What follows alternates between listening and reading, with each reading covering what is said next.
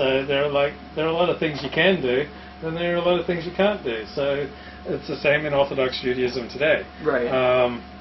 I couldn't walk into a McDonald's here on Pico or La Cienega and on a regular basis, and have members of my religious community see that, and that'd be okay. But at the same time, there are things I can do and there are things I can't do. Okay, but what happens when you or Stephen I. Weiss goes to your rabbi, and your rabbi says, well, I think that this is this way, or not I think, this is this way, and this is how this thing works. Mm-hmm. The world is like this. Mm-hmm. And you say, well, maybe so. My own feeling, though, is that's actually really wrong. And I don't get the sense that you or he or others like you would be satisfied with, well, Katuv b'Torah. Well, where? Just shut up, Katuv b'Torah. It says it in the Torah, that's what's written, and I don't want to have to point it out, because you are inquisitive enough and have enough confidence in the validity of your thoughts that I just don't see you accepting that. Now, you may accept, well, this is the rule and this is just what we do. Right, but on certain behavioral things, if the rabbi calls you in and say, let's talk about this, I really don't want you doing X, and if you want to do X, you can't be a part of this religious community. That happens. Right. Well, I mean, that's certainly something that I faced. Right. And I've agreed. Okay, I will not do X. Right. Oh, that I can. And very limited. I mean, the rabbi doesn't. I've never experienced. I have not personally experienced pulpit rabbis abusing their power. Right. But they'll bring me in and say, look, this is the line. If you want to be religious, you want to be part of this religious community, you can't cross the line here. Right. Well, I mean, as long as it still works for you. I mean, there's nothing. I think my own opinion or feeling is that that's a good way of. Communities are allowed to do that. Right. So then the only question is, are the lines that they draw, do they work for you? Yeah, they do, basically. I mean, there have been religious communities that I've left because I would not. Right. But at my age now, I'm 42, and now I've done a lot of my exploring wild and forbidden pastures, and right. I'm kind of settling down now to a happy life within my religious community, so it's a little easier for me at 42 than it was at 28. Okay, but I mean, can I ask you a question about? Yeah. Okay, so if you have, and this is, I don't know enough about your history with rabbis, but let's say you have a rabbi who says, they can say, look, you can't work in the pornography industry if you want to be a member of this shul. Mm-hmm. Okay, so then the ball's in your court. Right, exactly. But and that I understand, but not if they start to say to you, but it's not because this is the rule of the community, it's because this is you have done something bad, and we can't have bad things in this shul, and they want you to accept that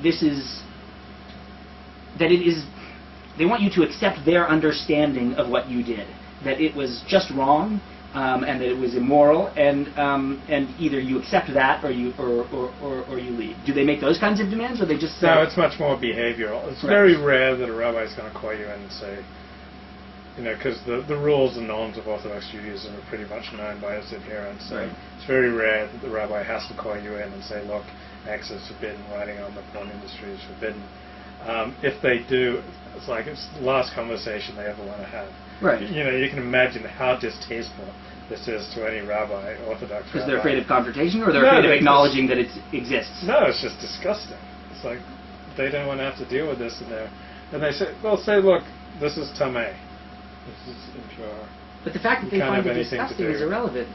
I mean, I find Hasidic dress in 95 degrees disgusting. I don't say it's wrong, and I mean, who cares what they find disgusting? I thought they were men of the law.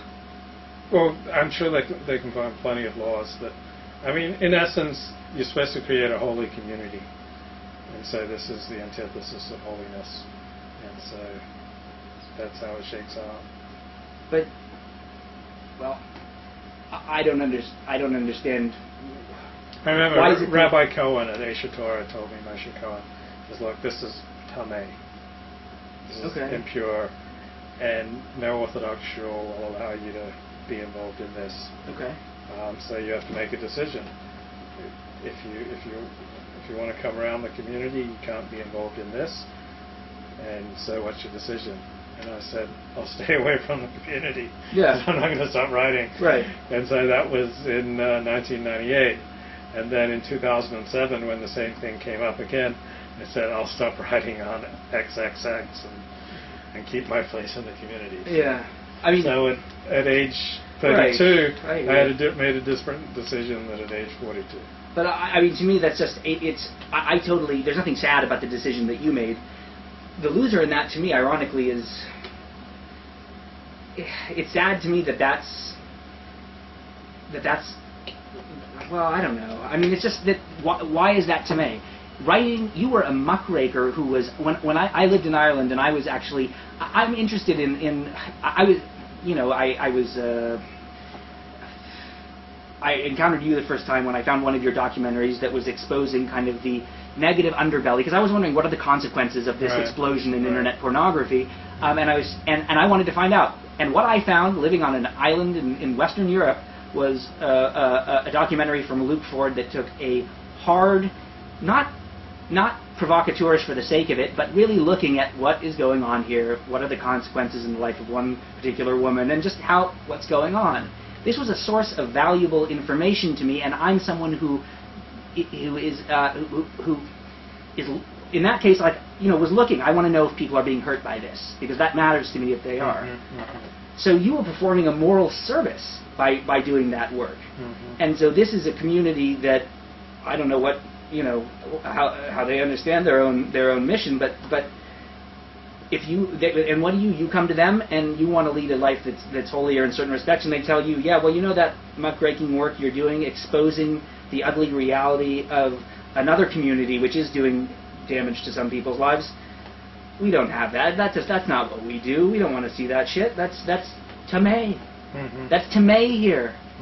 Well, you know what? Now I, Joey, having told that, now I'm pissed off. I'm pissed off because that's not.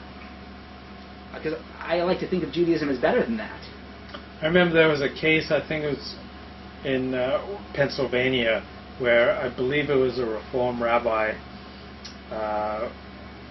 was on trial for murdering his wife, and there was a legal analyst who was commenting on the case for the local public radio station, and he withdrew from commenting on the case because he was a Baal Tshuva, and his Torah rabbi told him that he was not to comment on the case because it made Jews look bad, or was Lashon Hara, and so he withdrew from. We had a post in Juicy. I think Helen Jupiter had. I don't think she wrote it. She commissioned it, but it was about just that. I think how Lashon Hara, which is a nice feeling part of Judaism, that's considered a sin, or an avera, that is actually an instrument of social control, and that it's used to stamp out dissent or an honest look at ways in which the community could improve itself. There's both the Lashon Hara, which is internal, and then there's the being afraid of what are the Goyim thinking, and what will they think if this gets out? And it just creates this fusty atmosphere in which